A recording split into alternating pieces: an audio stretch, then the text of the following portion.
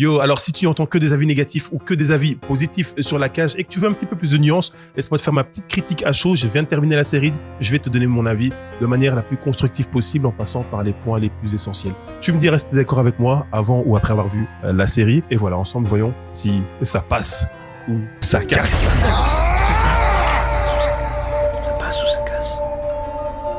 Alors, d'abord, dans un premier temps, d'un point de vue de ce qui est cinématographique, il faut dire une chose de très très positif, c'est que le cinéma français n'a plus rien à voir avec le cinéma d'il y a 20 ans. Je veux dire que on propose des images, des lumières, une qualité de manière générale, des plans de travail, des plans caméra qui sont vraiment dignes du cinéma américain. Donc de ce côté-là, franchement, si on se pose pas plus de questions, moi je trouve qu'il en met plein la vue. On n'aurait pas pu mieux faire. Bon, le réalisateur avait déjà prouvé à mesure du temps et avec bien d'autres films qu'il était clairement capable et il le prouve encore une nouvelle fois. Donc du côté animation, visuel, dans l'ensemble, moi je suis plus que satisfait, j'ai quasiment rien à reprocher. Au niveau du scénario, par contre, ça c'est bon, c'est difficile d'en dire du bien et en même temps c'est très facile d'en dire du mal, dans le sens où les gens cherchent à attendre un scénario extraordinaire pour dire ouais le scénario il était de ouf. Mais en réalité, moi j'ai envie de dire à chacun, proposer un scénario, comment tu veux faire un scénario exceptionnel autour du MMA ou autour d'un sport de boxe, de combat sportif. C'est difficile de faire quelque chose qui n'a jamais été fait auparavant. Donc forcément, on surfe un petit peu sur ce qui a déjà été produit dans le passé, avec il faut trouver une raison de se battre, il faut une situation un petit peu défavorable pour le personnage principal, une pointe d'amour et d'émotion. Donc voilà, ils ont pris tous les ingrédients, ils les ont mis un petit peu comme ça, et ils ont fait le job. Mais je pense que le plus important, ce qui a vraiment frappé, c'est le fait de pouvoir déjà proposer des guests, mais les personnages, on va y revenir tout de suite, mais proposer surtout une ambiance MMA qui se rallie davantage avec notre réalité. Parce que les gens critiquent beaucoup le film en mode ouais, mais en réalité ça c'est pas comme ça, là c'est pas comme ça que ça se passe dans la réalité. Mais il faut pas oublier qu'à la base c'est une fiction. Une fiction, c'est un film. C'est-à-dire quand vous regardez un film américain, il se passe plein de choses qui ne se passent pas dans la vraie vie. Et pourtant vous les critiquez pas de la même manière. Mais souvent le public francophone, il a l'habitude d'être beaucoup plus intransigeant avec son propre cinéma. Alors que si jamais les Américains faisaient un film totalement pareil, ils le valideraient. Ça c'est très étonnant. C'est très dans la mentalité. Au niveau des combats, moi j'ai trouvé que les combats étaient relativement bien présentés, bien représentés. On peut toujours trouver une petite scène ou une petite seconde et un passage et se dire que ah ouais, c'est pas réaliste ou c'est pas top. Mais de manière générale, les combats qu'on regarde tous les week-ends ou tous les mois à la télévision ressemblent de très près aux combats qui nous sont proposés dans le film. Alors que si on fait une comparaison avec les films, nos références d'enfance, comme pour moi ce serait Rocky 4, Rocky 4 qui est un film pour moi intemporel, tu peux le présenter à n'importe qui encore à l'heure d'aujourd'hui. Ok, les voitures seront pas contemporaines, les voitures seront pas d'aujourd'hui où la technologie sera différente, mais dans l'ensemble, tout ce que tu veux véhiculer comme message, comme émotion, comme combativité, ce sera toujours appréciable même à l'heure d'aujourd'hui. Dans les films de boxe, ils sont souvent très loin de la réalité. Et même quand tu regardes un film comme Creed avec le fils d'Apollo Creed dans Rocky, tu te rends compte quand même que c'est bourré d'effets spéciaux, mais pourtant ça entraîne pas d'énormes critiques pour autant. Bien sûr, il y en a toujours qui critiquent, il y en a toujours positivement, d'autres négativement, mais voilà, ici ils sont restés très proches du naturel. Ils ont pas fait quelque chose d'extravagant ou quelqu'un qui s'entraîne dans les montagnes, dans la neige et compagnie. Ils auraient pu, mais ils sont restés très proches de ce qui se fait dans la réalité. Donc à la limite, le gars s'entraîne en courant dans des côtes dans les bois, mais c'est jamais genre dans un endroit où juste seuls vivent les ours et à manger des animaux qui se trouvent dans la forêt. Non, c'est pas du tout ça. On est très proche de la réalité de manière générale dans le film. Maintenant, moi, il y a des moments où j'ai trouvé que ça manquait peut-être de profondeur, dans le sens où on peut par exemple voir nous tenir au courant d'une scène qui se passe avec la maman du personnage principal. Et ok, on l'apprend, on entend ce qui s'est passé, mais on aurait peut-être voulu avoir des images pour justement plus s'imprégner du scénario et de la souffrance où ont pu sentir les personnages. Je vais pas dire exactement de quoi je fais référence, mais vous le saurez en voyant la série. Mais sinon, voilà, il y a des moments où je trouve qu'ils auraient dû les filmer. Je trouve que ça va très vite en fait de manière générale. Je veux dire, dès qu'on a vu l'épisode 1, après 30 minutes, on a très vite avancé dans le temps. Et voilà, c'est assez bien dosé. Ça veut dire que c'est pas trop vite, mais en même temps, c'est pas trop lent. Je pense que simplement, c'est cadré sur un format dans lequel on se dit, voilà, il faut que ça fasse 5 épisodes de 50 minutes, par exemple. Et donc, ils essaient d'introduire tout leur scénario dans les 5 fois 50 minutes et de faire en sorte que ça tienne sur une saison, quoi. Donc, on le sent un petit peu. ça va très vite, mais en même temps, on vit dans une société où les gens n'ont plus trop le temps de s'installer, de rentrer dans le scénario. Donc, dès que quelqu'un se lasse, souvent les gens ils changent de chaîne ou ils se disent ouais bon j'en ai marre. Donc, les choses s'enchaînent de manière fluide. Il faut pas partir aux toilettes et sans appuyer sur pause, sinon on pourrait manquer des informations. Et voilà, ça c'est un truc qu'il faut. Je sais pas s'il faut le mettre dans le positif ou dans le négatif, mais je le fais savoir. Au niveau de la performance des acteurs, moi j'ai envie de dire que le personnage principal, ça se voit que, enfin, il me donnait l'impression que il était dans un début de carrière. Il y a des fois où je l'ai trouvé assez jeunot, assez amateur, mais il y a plein de fois aussi où on a pu percevoir l'émotion de manière convenable, notamment quand c'était lié avec sa maman. Là, on pouvait sentir que on avait vraiment affaire à un garçon qui ne savait pas forcément où se mettre, qui avait une mère qui n'était pas forcément exemplaire, mais qu'en même temps, ça restait sa mère, donc il pouvait pas s'en débarrasser et faire sa vie tout seul. Donc c'était assez controversé, mais émotionnellement controversé. Mais sinon, le jeu d'acteur, ben voilà, il a fait son job. Après, il y a des répliques qui n'ont jamais lieu dans la vraie vie, mais qui ont lieu ici parce que c'est une fiction de nouveau, je le rappelle. Donc, il faut pas toujours chercher à savoir qu'est-ce qu'on aurait dit ou comment on l'aurait dit en vrai, puisque c'est un film. Maintenant, indépendamment de lui, l'actrice qui l'accompagne et qui, enfin, la combattante en fait dans le film, eh bien, moi j'ai trouvé qu'elle était très bonne actrice. En fait, elle était une bonne actrice tout court. C'est pas qu'elle était excellente. Elle jouait juste son rôle, mais pour moi, elle n'est pas à critiquer. Je pense qu'elle devait déjà pratiquer des sports de combat avant parce qu'il y a des séquences d'entraînement où c'est très très fluide en mode les coups de poing qu'elle envoie, les coups de pied qu'elle envoie, les esquives. Ça n'a pas l'air d'être la prestation de quelqu'un qui a juste appris une semaine avant. Alors après, peut-être qu'elle a une préparation de 3 mois intensif qui fait qu'elle a des bons réflexes, mais en général, les femmes, quand elles se mettent dans les sports de combat, souvent, il leur faut un certain temps avant que tout soit spontané, naturel et soit relativement fluide. Maintenant, il y a un passage avec son combat qui a lieu dans la cage, son vrai combat. Et là, par contre, je trouve que les scènes, elles sont un peu moins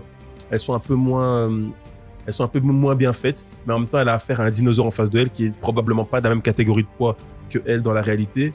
Et c'est peut-être ça qui donne l'impression que ça fait un peu irréaliste la manière dont elle gère ce combat. Mais sinon, à l'entraînement, c'est propre. Dans son jeu d'actrice, de manière générale, quand elle arrive, quand elle va regarder les gars s'entraîner, quand elle parle et qu'elle échange, moi, je trouve que c'est relativement naturel. Maintenant, on en revient à Monsieur Gaston Bide, qui pour le coup, souvent ne met pas à l'unanimité. Et c'est vrai que moi, j'ai du mal. Ça veut dire qu'il est excellent réalisateur, mais le fait qu'il s'impose toujours en tant qu'acteur dans certains de ses films, moi, je trouve que c'est pas toujours une bonne idée. Moi, je pense que on aurait pu avoir un acteur plus charismatique, avec un faciès plus expressif en fonction des scènes qui se passent. Il fait ça comme il peut, mais il me rappelle un petit peu. Il y a ce côté. Allez, parler de Vin Diesel, ce serait trop facile, mais il y a ce côté. Je sais pas. Il manque un petit peu d'expression faciale, même si on a pu voir dans plusieurs séquences où on comprend ce qu'il y a dans son regard, on comprend ce qu'il y a dans l'expression de son visage, mais pour une œuvre, pour pousser vraiment mettre le niveau plus haut, j'aurais préféré voir un coach qui ait plus de charisme, un personnage auquel on s'attache plus facilement et qui fasse moins fake dans l'animation et dans les émotions échangées. Ça passe ou ça casse. Sinon, pour l'ensemble des protagonistes, bon, déjà, big up à Alka Matewa, mon gars Alka, qui tient les pas hauts pour la plupart des garçons qui l'entraînent dans la série, le black avec les tresses là, et les tatouages. Sinon, dans l'ensemble, il y a pas mal de personnages qui interviennent, des combattants, qui jouent notamment leur rôle. Je vais peut-être pas tous les citer là maintenant, voire pas en citer du tout au cas où les gens veulent garder l'effet de surprise, parce que quand on n'est pas au courant et qu'on voit le combattant arriver dans le film, eh ben ça procure quand même une bonne sensation. Ça fait du bien. Alors c'est bien parce qu'on voit les personnages, on voit les combattants, on voit des combattants, des vrais combattants, mais on voit également des personnes qui ont l'habitude d'animer les réseaux sociaux de YouTube, les présentateurs, les YouTubeurs, les créateurs de contenu en fait. Hein. RMC Sport, il y a des vrais, comment on dit ça, il y a des vraies licences comme le KSW, l'ARES, qui sont mis en exergue dans le film. Donc c'est intéressant de voir que quelque part, on est quand même connecté à la réalité et donc on a envie d'y croire. C'est comme un monde parallèle du monde dans lequel on vit, le monde que l'on suit et qui nous passionne actuellement dans le monde du MMA évidemment. Au niveau de l'esthétique visuelle et des effets spéciaux, ce que j'ai beaucoup aimé, c'est que justement, comme je l'ai dit là tantôt, c'est qu'il y avait très peu d'effets spéciaux, en tout cas très peu d'effets spéciaux qui en mettent plein la vue. Hein. Il y avait très peu de Fast and Furious, tout était fait assez proprement pour animer un film de 2024. Donc ça, c'était assez fluide. Maintenant, je trouve qu'au niveau des maquillages, j'ai trouvé que le personnage principal était très peu blessé. Ça veut dire que des fois, il a des hématomes. Au tout début, on voit, il a quelques accrochages. On voit qu'on lui laisse des rougeurs sur le corps. C'est très intéressant, ça. Mais je constate aussi que par après, Il y a des fois où il y a des scènes, il y a des combats et il s'en sort indemne, il n'a pas une rougeur, pas un bleu. Ça, c'est un peu dommage. Alors que pourtant, par après, quand il a des scènes beaucoup plus houleuses, ben là, on a un beau maquillage, on a des belles blessures, du sang qui coule. C'est très bien fait à ce moment-là. Donc, je sais pas, je trouve qu'ils ont pas forcément très bien dosé tout ce qui était l'affaire du maquillage. Mais sinon, de manière générale, le visuel, les lumières, les plans, le cadre, esthétiquement, c'est beau à voir de manière générale, c'est très beau à voir. Ça passe ou ça casse. Au niveau de la musique, j'ai trouvé que en fait, mon problème avec la musique, c'est que je trouve que ils ont bien géré la bande son par rapport à ce qui se passait, ce qui se produisait dans le film. Donc, c'est doux quand ça doit être doux, c'est animé quand ça doit être animé. Ça, il y a rien à reprocher, c'est bien alimenté de manière sonore. Même au niveau des bruitages, c'est très convenable. Ben, c'est des bruitages de nouveau, c'est des bruitages de film, donc il y a toujours des bruits qui sont parfois amplifiés par rapport à ce qu'on entendrait dans la réalité. Mais c'est relativement bien, il y a rien à reprocher, c'est fait très convenablement. Mais maintenant, moi, ce que je dirais pour marquer plus de points, c'est que ça manque d'une bande son mémorable. Ça manque de cette mélodie que l'on retient en se disant, ben tiens, cette musique, c'est la musique de ce film. Alors que si tu vas retrouver un film comme Rocky 4 avec contre Ivan Drago, eh ben là, la bande musicale, elle est hors norme. Je veux dire, tu te souviens de toutes les musiques du film jusqu'à aujourd'hui. Alors, on peut dire que c'est parce que c'est peut-être un peu beaucoup de la nostalgie qui s'imprime en moi ou de personnes comme moi. Mais je pense quand même que non, il y a des belles musiques vraiment qu'on retient dans les films comme Rocky 4 ou dans Rocky 3, l'œil du tigre. Mais dans La Cage, il n'y a pas de musique qui reste vraiment dans la tête, sinon des remixes un petit peu en référence à Rocky qu'ils ont placé une ou deux fois de temps en temps comme ça discrètement pour faire des clins d'œil. Mais sinon, j'ai pas trouvé qu'ils avaient su apporter une musique personnelle ou une musique vraiment liée à ce film qui fasse qu'on s'en souvient. Au niveau du thème et des messages qui sont transmis dans le film, moi, ce que j'ai aimé, c'est quand même, c'est un peu aussi comme dans la réalité, c'est que quand il s'est passé certaines scènes, des fois, ils donnent des explications liées au MMA pour que les gens qui ne connaissent pas savent comment ça se passe. Notamment, à un moment donné, ils font référence à la préparation, au cutting. Sauf que même si, quand ils parlent de cutting, ils montrent Bosch qui, ben, quand tu regardes le film, tu te dis pas que genre qu'il représente, il fait pas preuve d'exemplarité au moment où on parle du cutting. Donc il y a un petit décalage entre ce qu'ils disent et ce qu'on voit, mais ça reste un athlète bien costaud. Donc on va pas faire trop de reproches sur son physique. Il y a des athlètes de MMA qui sont gras, mais pourtant qui font du cutting, qui s'entraînent comme des pros, mais qui ont une morphologie, un métabolisme qui est différent, qui les emmène pas à avoir des six-packs ou des pectoraux super bien dessinés. Mais c'était intéressant de passer le message par rapport au cutting parce que si nous on le sait, il y a des personnes quand même, c'est quelque chose qu'ils apprennent. Surtout qu'ils parlent de cutting, mais ils expliquent un petit peu comment ça se passe pendant le film. Ce que j'ai aussi aimé, c'est un moment où le médecin, il y a un protagoniste qui est blessé dans la cage et il y a le médecin qui vient faire tous les tests qu'il faut pour voir s'il est apte à continuer. Et là, on entend bien la voix de l'arbitre et de l'arbitre ou du médecin, je sais plus, du médecin qui fait l'évaluation. Et donc ça, c'est intéressant pour aussi savoir que dans un combat, on entend quasiment jamais les voix. Et donc, c'est bien de pouvoir se dire, en fait, c'est ça qui est en train de se dire. Même si, de nouveau, j'ai trouvé que le test n'était pas complet. Parce que, par exemple, quand on n'a pas eu le test de la lumière pour voir les pupilles du combattant. Et aussi, on fait les tests, mais le combattant n'est pas debout. Alors que d'habitude, de ce que je peux observer, les combattants sont debout. Je sais pas si on a le droit de faire ces tests-là quand le combattant est assis au sol. Bon, voilà. C'est des petits bémols, mais de nouveau, c'est une fiction. Donc, j'essaie de pas être trop strict par rapport à ça. Mais je fais des remarques parce que je les ai vues. Et ouais, il y avait parfois des explications comme ça ou des références intéressantes sur la manière dont le vrai monde s'anime autour du MMA. Et donc au niveau des messages, indépendamment de ça, on a toujours ce côté aussi défendre sa nature, défendre sa mère. Ça c'est toujours un beau message, mais maintenant il faut savoir se doser, il faut savoir se contrôler.